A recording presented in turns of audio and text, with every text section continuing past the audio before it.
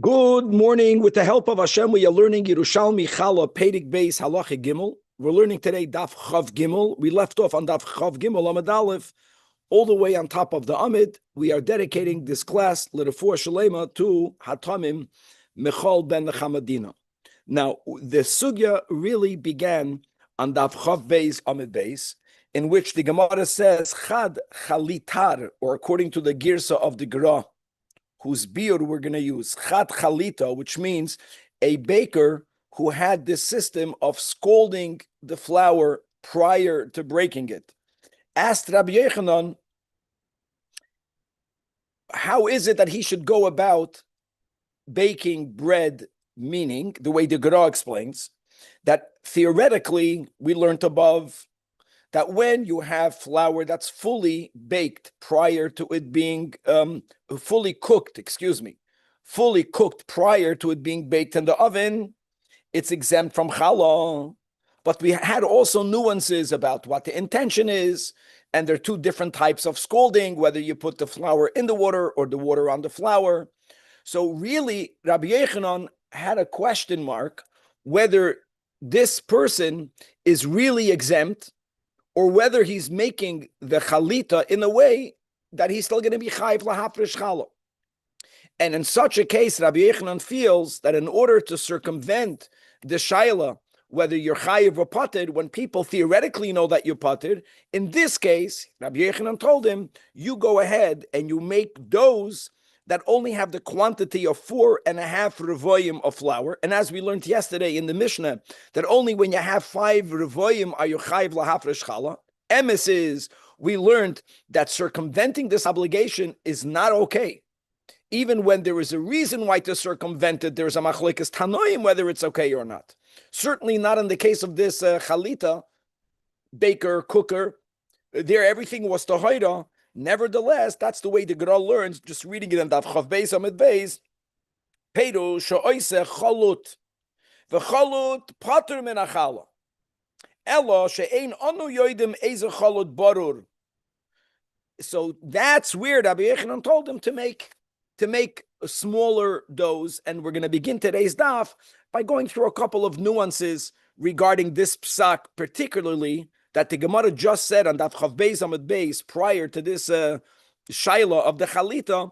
The Gemara told us that in Tiveria, the same amount of flour that's chayiv challah, because of the measure utensils, the measurements themselves, the volume measures themselves, in Tiveria was of a different size of tzipori.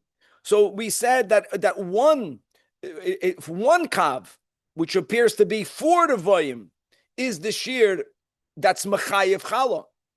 And that's going to be the beginning of today's daf. What do you mean, Rabbi Yochanan? Rabbi Yochanan was the Rav in Tiveria. If Rabbi Yochanan is telling him to make 4.5, he should have told him to make it of 3.5. That's going to be, we're going to have to work out also other details regarding this psak. And then what we're going to have in today's daf is the Gemara constantly referring back to the Halachi Gimel. We had on Halachi Gimel that to come to the shear of 5 revoyim, we do include the sourdough, the starter. We include the bran that was not removed, even though wealthier people would sift out the bran, but poorer people don't sift out the bran. However, the Mishnah said that if a person removed the bran, and now, for whatever reason, they put it back, now it's not mitzdaref. Now we don't count the bran to make up the minimum shear. And in the Gemara, we're going to have a machlokes, Rabbi Yochanan and a Shlakish as to the reason for it with a big nafkamina. This will lead us into a new Tana that we never learned before regarding the din of Gereira. In my memory, we already learned Gereira twice, even though we didn't come to ground zero. Gereira is a topic that will be discussed in the next chapter. When a person has wheat flour, in it they have rice flour. That's the example that the Mishnah gives. Maybe it's dafka, maybe it's lav dafka. So in the Mishnah, we had a rule that if the taste of the product that's made from this mixture still tastes like wheat product, then gereira literally means dragged along, schlepped along. Then the rice flour is schlepped into the category of wheat flour, and it combines to the minimum shear of 5 revoyim. So is the din in the Mishnah. The Gemara today is going to bring from a Braisa that Rabban Shimon ben Gamliel argues with the din of Gereira. He doesn't care about dragged along. He holds that if something is not of the 5 grains, it will never combine, and that's going to be negeya to the understanding of the machlokes Rabbi Yechanan and Eish Lakish. The next part of the Mishnah that the Gemara today will refer back to is how much does one separate as the challah, for the challah. And as we already quoted from the Shulchan Aruch today, that for various reasons, we don't yet follow this. Halachically, we don't follow this. Today, really, there is no minimum share. Some people have a minute to take a kazayah. Some people are not the dagdek on any share. They just take a piece off for challah. But going back, Bisman HaMishnah, there was midrabanan a minimum share. And as we learned, a commoner, a private person, takes 1/24th, and a baker, meaning a commercial baker. Your wife also bakes. You can be a baker. A commercial baker, 1/48th. And the Gemara is going to go into why do we have this distinction. Again, there's going to be a machlokes, there's going to be nuances and nafkaminas. The next case that we're going to analyze is when the Mishnah says is that if a person had a dough and either b'shoigig or ba'oinus, the dough became tamei, even the commoner gets to remove only 1/48th. Understand that once the dough is tamei, the challah is tamei. Challah that's tameya, like truma tameya, cannot be consumed by the kohen. Now, it could be used bahana. That means you can use it as fuel and benefit from the heat, benefit from the light. But still, there, the Chazal went down to the shear. And again, the Gemara is going to go into more nuance about that. And finally, the final topic of today will be regarding the machlokes we had in the Mishnah. Even though we learned it was really daf tezayin in our pagination. We learned that you are not allowed to be mafresh min hatoir alatami, and we explained because of the need of separating challah min hamukaf, you might actually be metame the whole dough that's tohira. However, our Mishnah brought the Tana Rabbi Eliezer that gives you this whole patent that you make a bridge. I'm not going to repeat it, but it can be done in a way where it's going to be min hamukaf and nothing will become tummy. The problem we're going to have with this whole topic, and really, I should have said it yesterday, but we mentioned this on Daf Tezayin, min hamukaf does not need for it to touch each other. B'chlal, min hamukaf means tight, close proximity. Like I mentioned, that the one who's separating the truma or the challah should see what is he separating it for him to give the right approximation. But it doesn't have to touch. Why do you have to make a bridge? And we're going to learn in the Gemara a big chiddush that the only reason why normally it doesn't have to touch is because the house combines it. And this concept of the house combining it won't apply over here. L'kula alma, yes, it will have to touch. Thus, we have the machlokes. Rabbi Eliezer has this whole way of making it touch without conveying more tuma. And the Chachamim are afraid that people won't know how to make this bridge properly.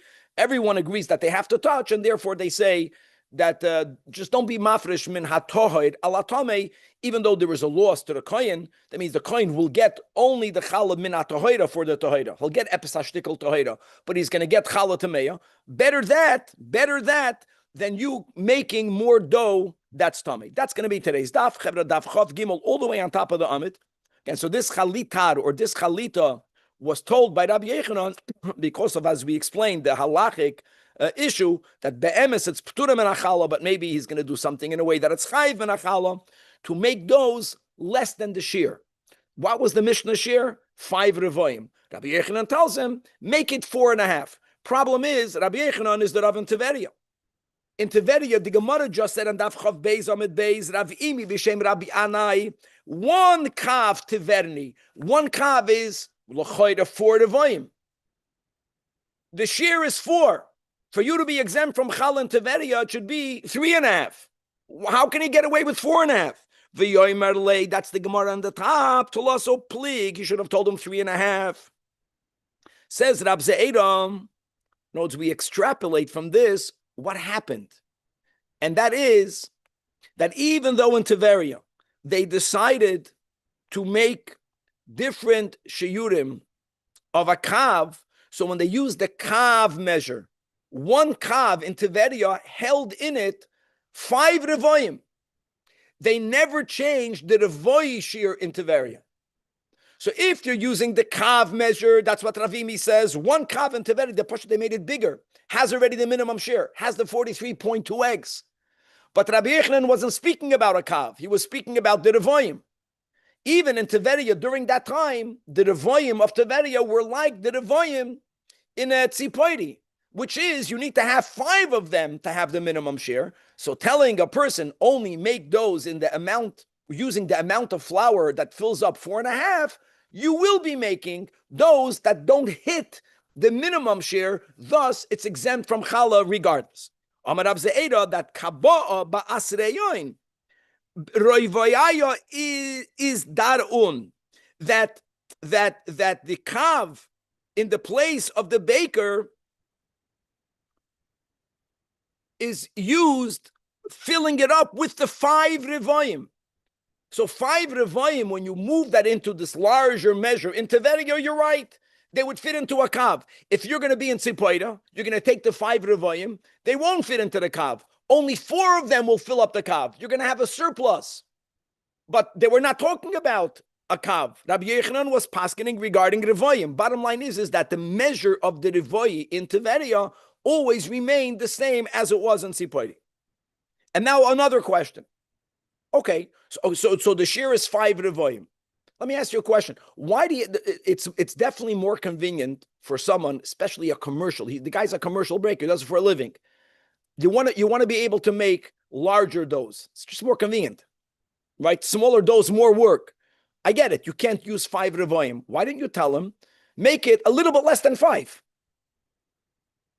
Why do you have to say 4.5? That's the next question. The yomer leichamsha parot sifchad. 5 minus a bit, you'll have less than the shear. And the answer is, especially when it comes to flour, even for a person like myself, and not that I'm that flour, not so pashut. You sometimes you think you have 5 minus a bit, but you have the right shear. In other words, to be certain, flour moves, it can be like this, it can be like that, you can pack it in, you cannot pack it in. In order for you to be certain that you don't have the shear, just taking away a little bit is not smart enough. Take away a half a kav. Okay. No, you might not measure it with precision, which makes a lot of sense. Today, everything, listen, once you go with weights, not with volume, once you go with weight, then we wouldn't have this concern. If you have a weight and you remove less than the weight, you know you have less than the weight, as long as your weight stones are accurate. When it comes to volume, it's not just like pashut. It's not liquid. It's a solid volume. You get what I'm saying?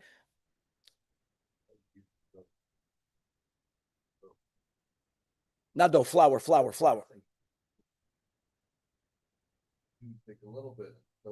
Okay, so Rabbi Blau is saying something like this, that even if you begin with a shear just minus a little bit, could be that people always added flour.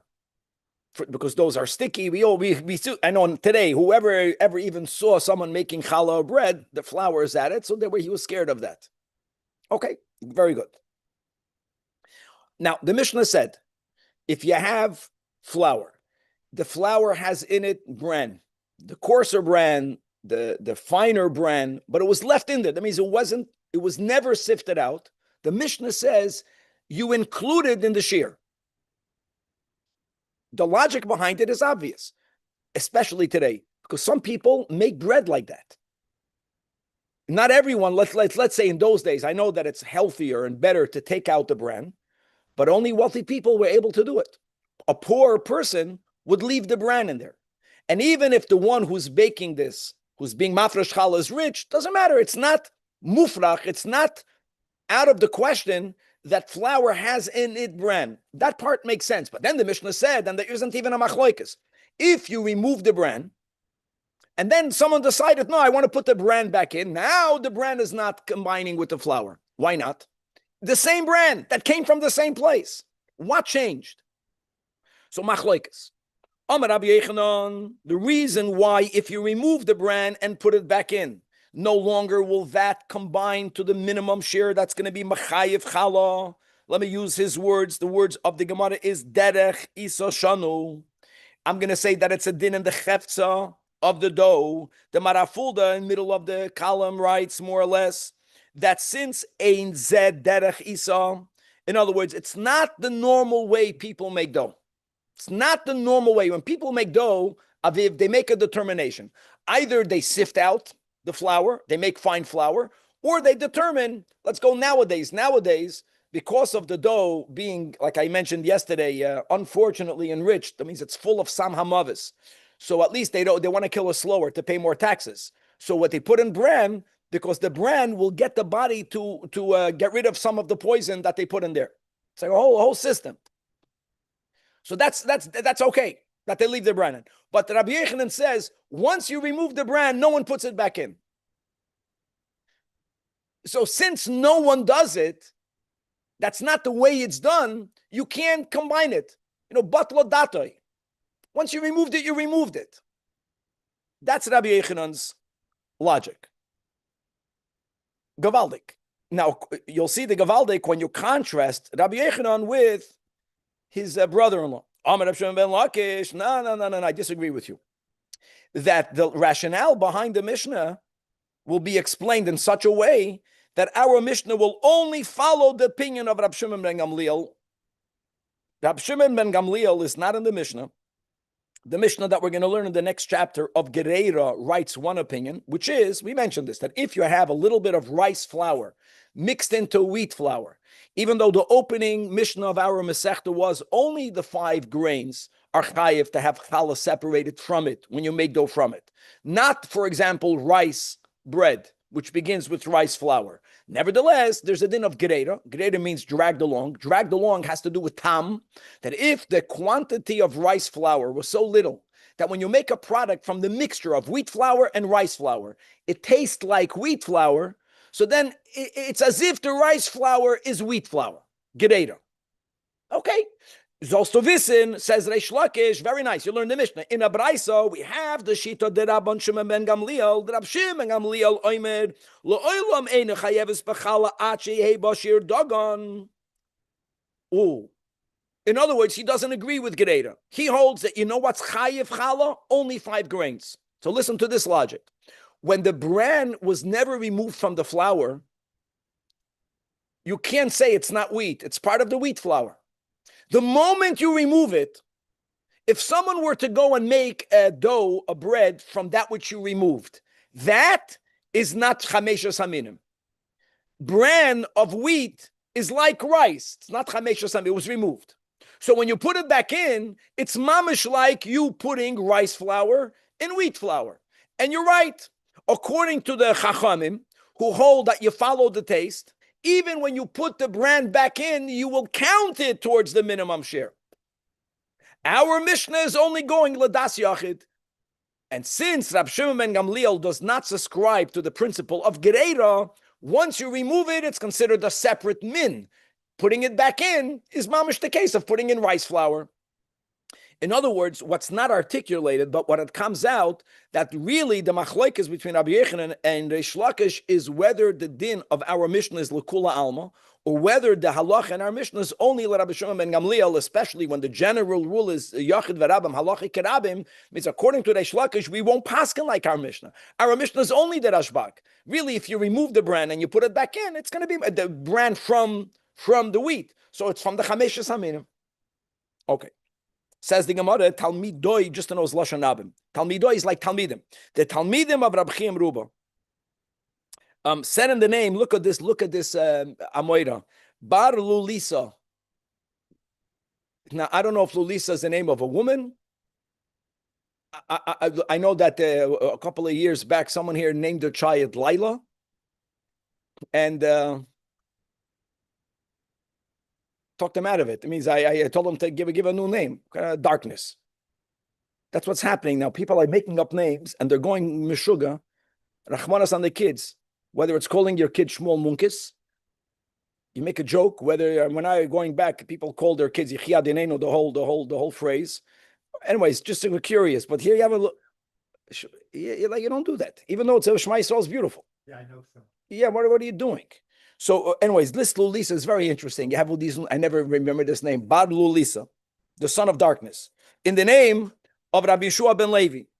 Now, he already said, you see, Rabbi Yechanan didn't say the words Divrei Hakol. In other words, Rabbi Yochanan maybe did not say his opinion to contrast Reish Lakish. He just explained, Ein zeh derech Isa. These are the words of the Marav folder. Ein zeh, it's not the way you make it, so we don't count it. It comes out now that we know that Reish Lakish says our Mishnah is only following Rashbag. At Gezot Befedish, that our Mishnah is Divrei Hakel. In other words, Rabbi Shua ben Levi is saying what Rabbi Yochanan is saying, but he's saying it to contrast Reish Lakish.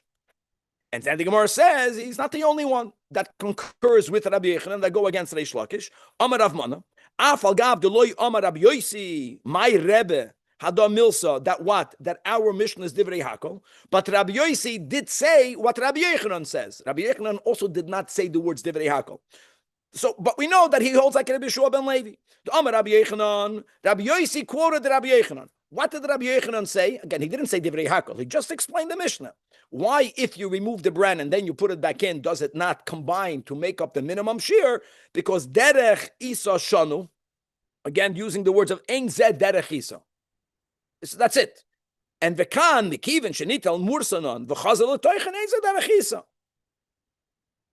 So, in other words, Rabbi Yosi, who quoted Rabbi Yochanan, neither of them said the words Divrei Hakel. I know that.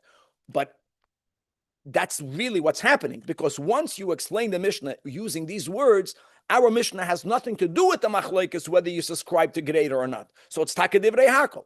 Reish Lakish that links our Mishnah and Dafka to Das Yachid, it's because we do not subscribe to the law of Gereira. Comes out that if you do subscribe to the din of Gereira, which I think halachically, again, as the rule, we follow the Chachamim, so then our Mishnah is takanat halach. And that would mean that if you remove the brand and you put it back in, if you have now with this brand the 5 revaim, you're going to be chayiv. You're going to be chayiv to be mafresh challah. Beautiful. Never. As long as you never removed it, even because it's part of it. Holy Pata, why things out Montreal as long as they never remove the brand. Sure. And in fact, they're okay. Oh, for sure. Listen, everyone says that it's okay. The question is, what's the minimum sure to be chayiv challah? When they make these doughs, they don't have exactly 5 revaim, so who cares? I would just say it in a different context that if you're going to call the brand, tzibur, tzadikim, berinim, rishoyim, that when people taka are ba'achdus the whole time, then it's gavaldik. Problem would be is if you exclude people because they're rishoyim. Then on Yom Kippur you want to include them. Oh, because of Yom Kippur, al das hamake, manu matirim lispalel. That's a problem.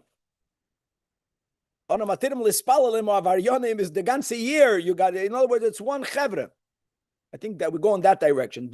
Once you exclude, including is not so pashut. And the person feels that way. But the whole year I'm excluded, but on Yom Kippur you're be makabel me. I have more what to say, but we're being filmed over here. Okay, let's go weiter. Okay, Chever Daf Chav Gimel is very geschmack, these sugis. Think about it. Shir Challah. So again, Shir Challah, even though we don't practice it, Mashiach is coming, Hilchas Ela Mashiach. The whole Zerayim is Hilchas Ela Mashiach, which is beautiful. When the Rebbe said to learn in Yonin Gula Mashiach, part of that for sure is to learn Yerushalmi Zerayim. Because this is a part of the Torah that we're going to keep. So let's go. Shir Challah, we're going to go back to that. It's going to be a big change. Either a 24th or a 48th. Now, what's going to be fascinating, let's hit it. Says the Gemara, why? Where do you get this from? This nafkamina. So Tani we learned in a Braisa. And we have a machloikis, Tanoim. Omar Rabbi Yudah, Mepnei ma omru, Balabayis, Echad me'esrim va'arba, v'nachtam ma'arboim v'shmoina. Now, why exactly 124th or 148th? Rabbi Yudah is not addressing. We're going to learn a Rashirilio that gives us a gematria, that gives a remez gavaldik chassidische Torahs. Here, the Braisa is addressing who told you Bechal to make a difference. Whatever the share would be, it should be for everyone the same. So Elo, this is his logic. It's a svara. Nachtoim, listen to this, guys. And you can again appreciate Aviv. You see the different girsois. I'm just explaining why people didn't learn the Yerushalmi. It's menakotze elakotze. Either he said nachtam eino yafa or eino ira. That means that in the good old days, before they determined which girsa is right, you needed to learn it. You needed to understand then you needed to understand the opposite. Now it's easier. Now we know we're accepting the right version is Shahanachtem Einoi Ra Bi'isasai.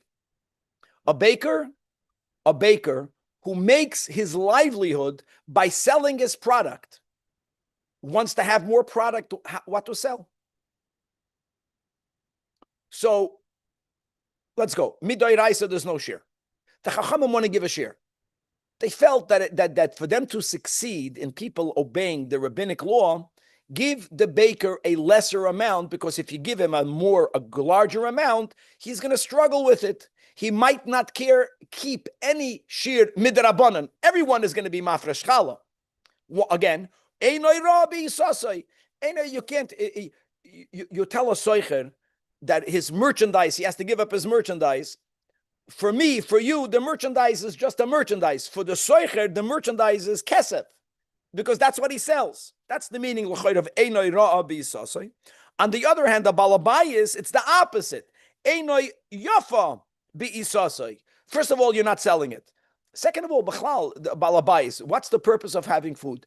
To eat it. You eat, you have guests.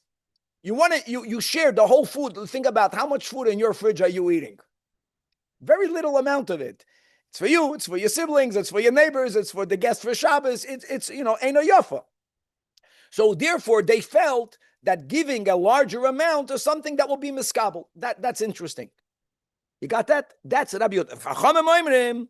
Now, I'm going to read the words, and again, we're going to read the Gra who takes out, just doesn't fit. Loi mishem huzeh, v'loi mitamzeh.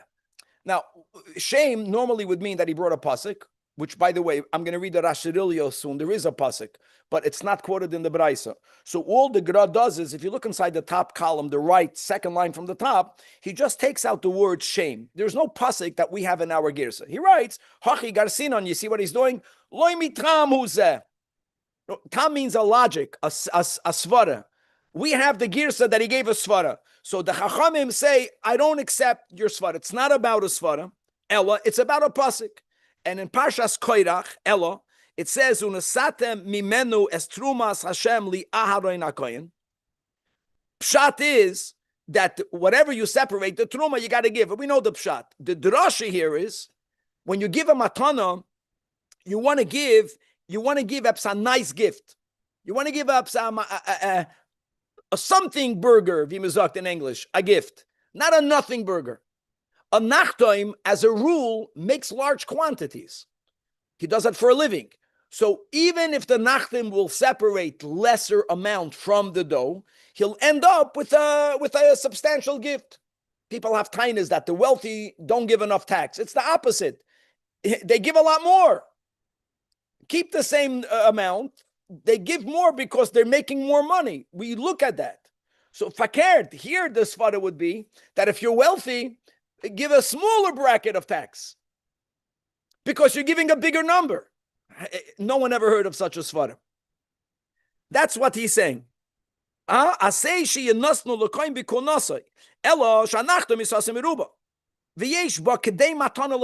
matana.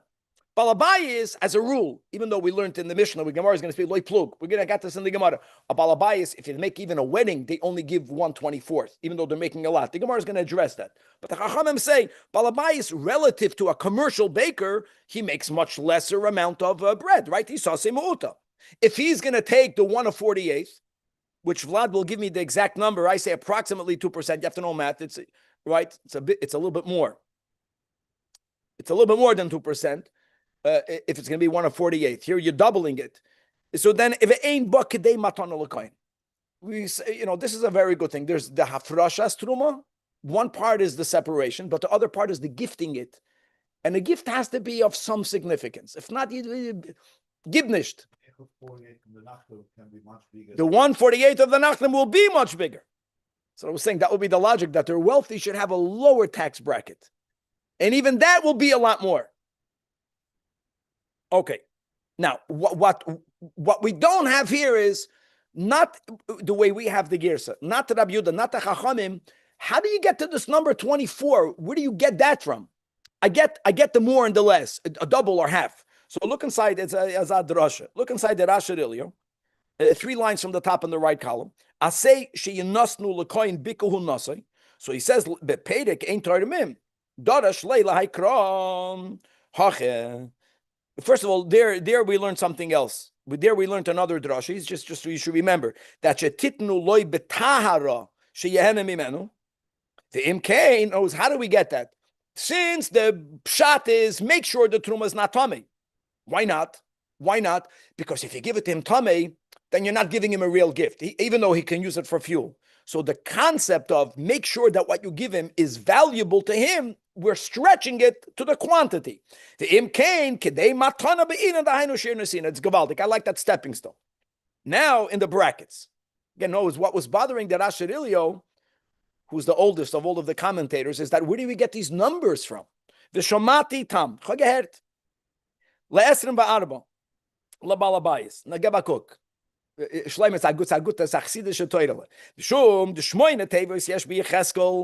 pasuk there reads, guys, count the letters. Count not the letters, slicha. Count the words, the verter, the tevos. Vereishis arisoisechem titnu lekoyin lohaniach beracha el beisecha. 8 words. And v'sheish esrei tevos yesh beparshas chalom. And he's quoting now, really, we're going to see it's not exact. The 16 words are Bamidbar Tezvav, Parsha Shalach, Psukim Chaf and Chaf Aleph. Together, Reishis Arisosechem, the next pasuk is Mereishis. He's quoting both Psukim, V'goymer. So what do you have? So you have, Chevra, you have 16 and 8. How much is 16 and 8? 24. Now, the Tamlar Boim V'shmoina, because Be'emes, if you go in Parsha Shalach and you go from the beginning of the Parsha of Chala, so you have Psukim from Psukim Yud Zayin until Chaf Aleph, there you have Mem Beis Tevis. You see how we have to stretch it. Okay, but how you get to 48? We just said that the pasuk in Yecheskel has 8. How much is 8 and 42? 50. So how did they get 48? So they say that there you only count up until the words bracha. The word el beisecha, you don't count. But so I was thinking yesterday, how can you do? I know how you can do that, because a nachtoim doesn't do it in his house. That's the word. But to go ahead and to say, well, if 42 and balabas el beisecha should be 1 of 50, that's why you need the sfarim. That was a svar of Rabbi Yehuda that if you're going to tell a balabas who einoi, you're going to tell a nachtoim, you have to, einoi troiva, einoi ra. Because of that, we want to really make them different. What's bothering you? One more time. Not letters, words. It's words, and you can see in the parentheses. In other words, the question is: are you counting the words of psukim chaf and chaf aleph only, or are you counting the words that begin already in pasuk Yud Zayin, from psukim Yud Zayin until Chaf Aleph? You see that? Look at you. You see what psukim is he quoting? Okay, here we go. So now we have the Yehuda and the Chachamim, and we're going to go back and forth. They have to be resolved. Sfrekti Gemara from our Mishnah. Now this kasha is not on Rabbi Yehuda. This kasha is on the Chachamim. Says in the Mishnah, ha'oisa isasa li'atzmai, and v'ha'oisa l'mishta b'noi, regardless, echad me'esrim ba'arba, if the reason will be like Rabbi Yehuda, because einoi yafa makes sense. Einoi yafa, the Chachamim says they'll be happy to give more. But if the reason is because you want for the gift to be a substantial gift, and the moment you have a larger quantity, even a smaller percent ends up being a nice gift, so we should have differentiated lechachamim. If you make the Mishnah could have given a certain, once you hit that amount, you can give a different percent. So the Gemara answers, B'lashon HaGemara shaloi lachaloik be'isas balabayis, or B'lashon, what we're familiar with, Yeshiva Bachrim, loy plug. You're right. But once they said that a balabas, lechachamim, because of you want the gift to be substantial, have to give a larger percentage, you leave it. Loy plug. Now comes another kasha. Now we already know about loy plug. So the new kasha, which will have the same answer of loy plug, l'chayda is not going to be necessary, but as we will see, the first kasha was only on the chachamim. This kasha It could be on both. It's not on both because we already introduced loy plug. This kasha will be only on Rabbi Yehuda. You'll see. Then it fits. Then there's a chiddush here that we wouldn't have known with the loy plug. The loy plug won't work with Rabbi Yehuda. Again, we learned in our Mishnah, v'chein ha'isha, right? Shehi oisa limkar bashuk is echad ma'arba v'shmoina.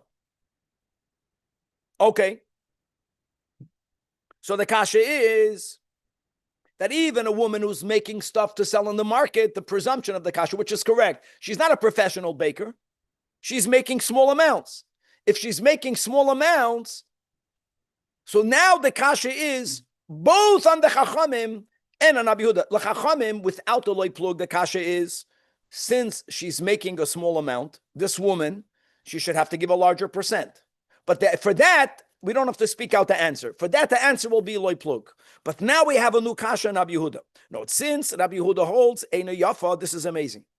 Eina Yafa, we're going with the presumption that even a woman who's making bread to sell in the market, she has Eina Yafa. How beautiful is that? Only the baker is Eina Ra. So since Eina Yafa, now we never said loy plug according to Rabbi Yehuda. So the Gemara says that's not true. That the concept of Eino Toiva or Eino Yafa or Eino Ra has to do very simple with, are you planning to commercialize what you're making? The moment what you're making is not to feed people, it's being made to be sold, we apply the inyan of Eino Ra'a. Shoshi Oisele Beisa. When do we say that she has Eino Yafa? If she's making it for people to eat. And the pleasure, we're Yidden, we're Gem Lechasadim. The more other people take, the happier you feel good when other people eat. Even if she's making a small amount, it's not about gender. If whoever makes schayra, by schayra you're more careful. Einara means that Einara means it doesn't mean bad. It means that people say many people are very generous, but when it comes to their business, they're very careful. It works that way. In other words, there's a real din v'cheshbon. And then at the end they give so much tzedakah, but they fight for a penny. That's how it works. That's your business. I love it. What's beautiful here is that the Gemara didn't have to repeat the loy plug, because really this second question, the first question was b'chlal not on Rabbi Yehuda. The first question was only on the Chachamim. So the Gemara answered the words shaloi lachloik loy plug. Once we know loy plug, it's loy plug in the other case as well. Rabbi Yehuda, we needed to introduce this new idea. It's not about gender. It's not about who's making it. It's about for what purpose is it being made for. Okay. Moving on to the next part of the Mishnah. And this whole bridge, we don't have to go through the bridge. Oh, well, I'm not there yet. Yes. Could have a scenario where one of these home bakers that's baking the set, which is not making such a large amount, you take out only 148, where it's really less than what you would deem significant. It would be less than 148. No. The Mishnah says that if a woman is making limkar bashuk, you're right. Yeah, correct. That's not a problem. By the way, that goes on a baker. You think every time a baker bakes, he's making large amounts? What you think? Every now and then over there in Schwartz Bakery, they can make a small amount. But the evidence is not a problem, because don't forget that you broke rabbinic law, but challah is challah, and everything is mesukin. Don't forget, midoraisa, there's no share. We're beginning with that. Which is taka why now no one takes the share. We're speaking about how much challah do you have to separate. And in the Mishnah, there was a minimum amount that we don't apply today. Then the Mishnah said like this, that if someone is making a dough in the house, private, for which they have to take 1/24th, and the dough became tamei, not b'mezid, b'shoigig b'oinus, so then, don't forget, what you're taking is going to be burnt. So the Chachamim says, even though it's private, you can take the smaller amount. And okay, so Amar says the Gemara, Amar Rabbi, Masnisa, our Mishnah, Bilimudas liyois mafreshes echad me'esen ba'arba. When do we say, listen to this, that when a person has a dough that's b'shoigig or ba'oinus tameya, they take the smaller amount. That's only for the people that are following the rabbinic law, that they take echad the 1/24th. So now that it became tamei b'shoigig, they get away with the Chacham say you can take a smaller amount. It's going to be burnt anyways. Avo. But if you have a person, even in the times of the Mishnah, now it's interesting. It's not like they didn't obey the Chachamim. They obeyed a little bit. That means there were women that says, I'm not taking 1/24th, I'll take 1/48th. It's more than 2%. It's genug. If a person was anyways not keeping, avo bili moides, she measured from moided, liyois mafreshes echad, or maybe she's accustomed to limud, echad ma'arbam vishmayna, which is not okay, but if that's such a woman, listen to this. If it becomes tamei, she has to be mafresh echad me'esrim va'arba. Kedei shelo yehei achoyte niskar. Was meint us? Look inside the Marafulda. You see the Marafulda with the big divrei hamaschal. It's a little bit under the middle of the column.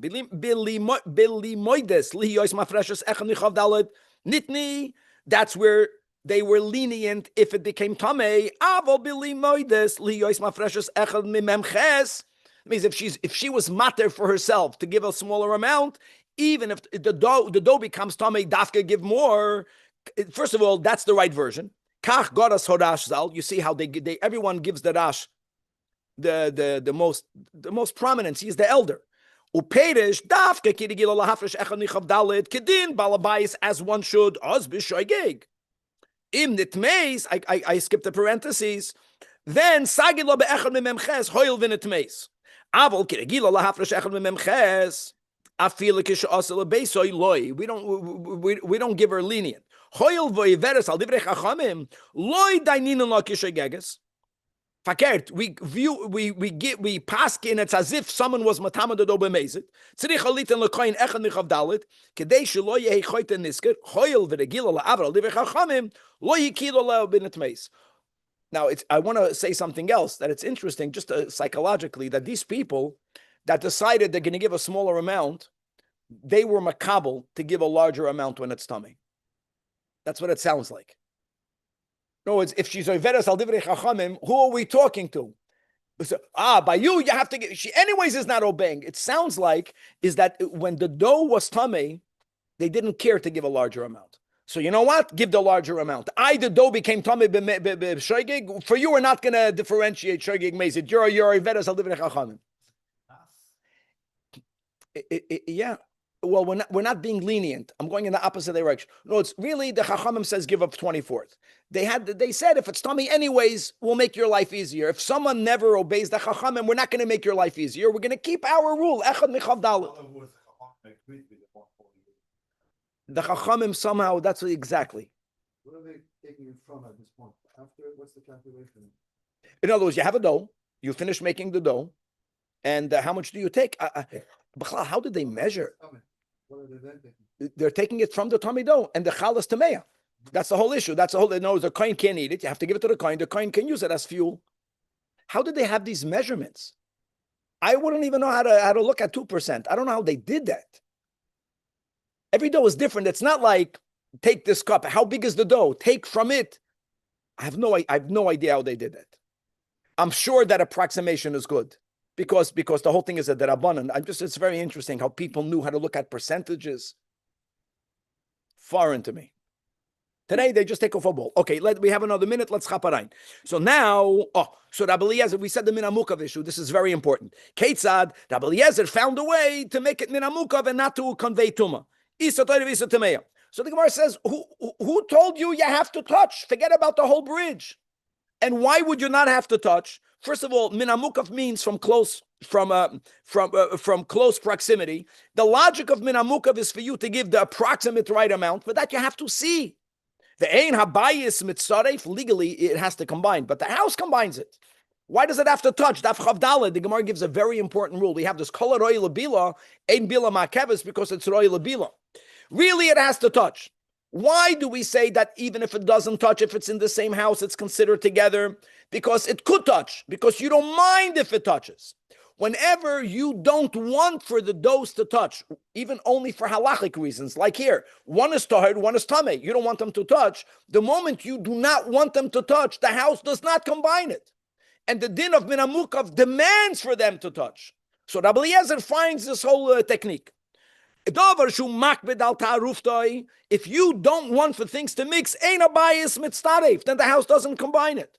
Only when ushe'ein makbed al taruftai a bias mitztaref. And why don't you want them to touch? It can be for many reasons, even only for a halachic reason. Isa tamei, isa tahira. Also, it's like kedavar shu makbed al taruftoi. Why? Because we don't want to extend too much. Beautiful. So yes, minamukav means they have to be touching. Why didn't we ever hear about that? Because technically the house combines it. Ke'ilu it's touching, but if you don't want them to touch, ein abayis mitztaref. Rabbi Eliezer finds this whole bridge technique. The bridge technique is vulnerable because a person might not understand these halachos, and therefore the Chachamim argue with Rabbi Eliezer and they say that you're not mafresh min hatoyr al atome, and Rabbi Eliezer says yes, you're mafresh min hatoyr al atome. We'll stop here.